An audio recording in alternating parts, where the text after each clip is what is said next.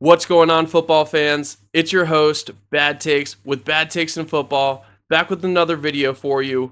Gonna dive into the Thursday night football matchup between the Washington Commanders and the Green Bay Packers. But before I do that, make sure you hit that subscribe button. I'm on my road to my first 100 subscribers. We're gonna be doing a giveaway to one of those subscribers. It really helps me out, and it's free for you to do.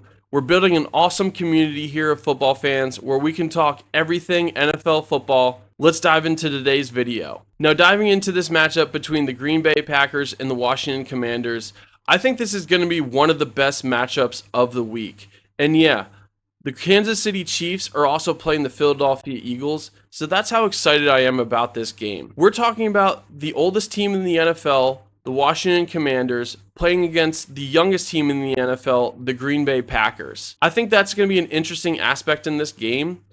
Generally, I would actually give the advantage to the younger team, but considering the fact that this is just week 2, you don't have those dings, bumps, and bruises, I actually think this is going to be in favor of the Washington Commanders in this sense. I also love the quarterback matchup between Jordan Love and Jaden Daniels.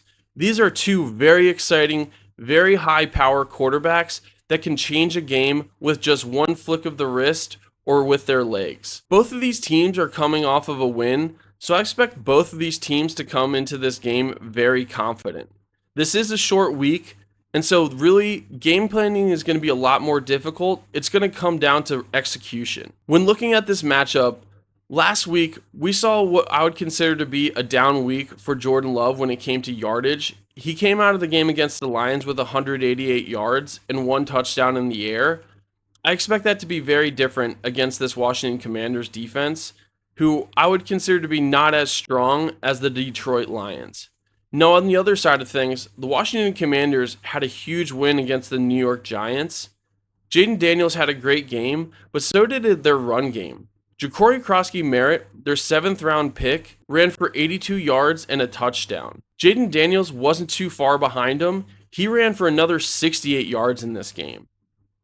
Deebo Samuel was also an impact player when it came to the run game with 1 run for 19 yards. To me, I do need to see more out of Terry McLaurin in this game for the Washington Commanders. He had a very slow start to the season, having 2 catches for 27 yards against the New York Giants. Now, on the other side of this, Deebo Samuel was their leading receiver. Deebo Samuel caught the ball 7 times for 77 yards. I expect to see a heavy dosage of Deebo Samuel in this game, not just in the pass, but also in the run game. Like I said, he had 1 carry last week.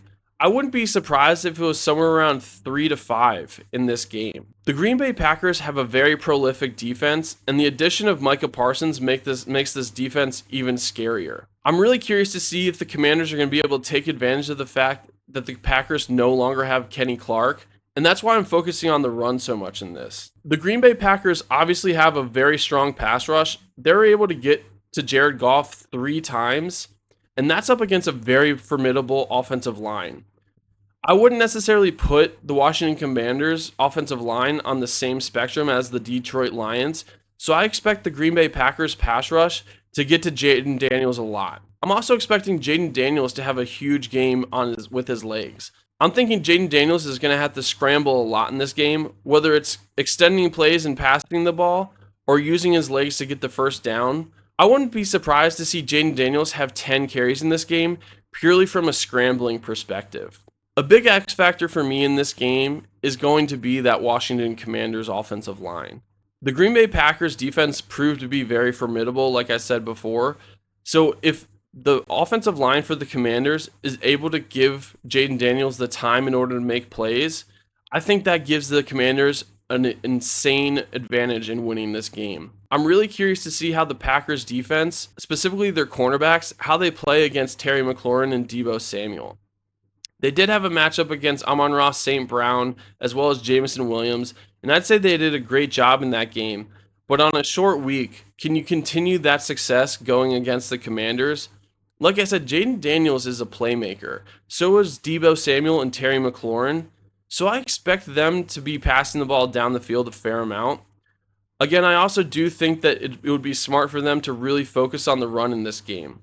The Packers, again, they traded away Kenny Clark to get Micah Parsons. So if they could substantialize their run game in this game, I think it would make the Packers have to play a different style of defense, which will make it easier for the Commanders to get the ball down the field in the pass as well. My X factor for the Washington Commanders, along with the offensive line, is going to be Ja'Cory Krosky-Merritt. Ja'Cory Krosky-Merritt, he did impress me in the Week 1 victory. He was able to run the ball 10 times for 82 yards. Yeah, that's an 8.2 yards per carry average. That's extremely impressive for a rookie running back. I'm going to expect him to get more than 10 carries in this game. I wouldn't be surprised if it was somewhere around 15, 16 carries. On the other side of the ball, Josh Jacobs had 19 carries last week for 66 yards. If you're the Green Bay Packers, you're going to need Josh Jacobs to have more production than that. You cannot always count on Jordan Love to get you out of these situations.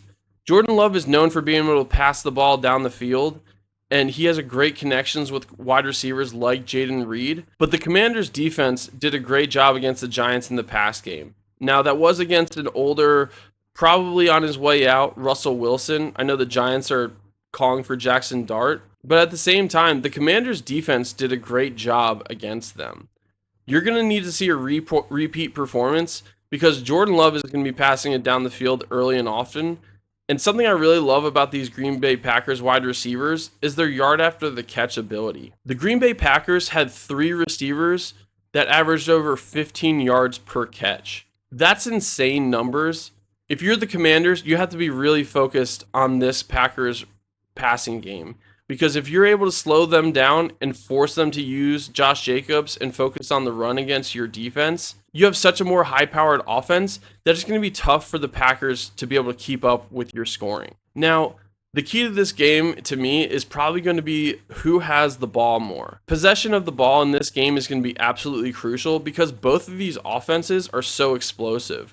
So if Jaden Daniels is able to keep Jordan Love off the field in this game, I think it's a very easy victory for the Washington Commanders. And I agree with that on the other side of the ball as well. If Jordan Love is able to keep Jaden Daniels off the field, this is going to be an easy win for the Green Bay Packers. When it comes to my prediction for this game, I expect the Green Bay Packers to win this game 31-27 in a high-powered offense battle. Tell me about what you think about this matchup. Who do you think is going to win this game? Let me know if there's other topics you want me to cover. Thank you again for watching. This is Bad Takes with Bad Takes in Football, signing out.